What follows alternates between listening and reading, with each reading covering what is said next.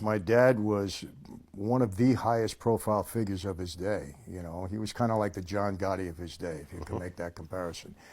But law enforcement tactics against organized crime were different back then than they are today. You know, today everything is very covert, undercover informants, high-tech surveillance equipment. Back then, when you were under investigation, they wanted you to know about it. And my dad was under investigation maybe for a period of about 10 years, growing up in Brooklyn, later on Long Island, from 7 or 8 different agencies. And they would all have a big presence in our lives. They'd have their cars parked around our house 24/7.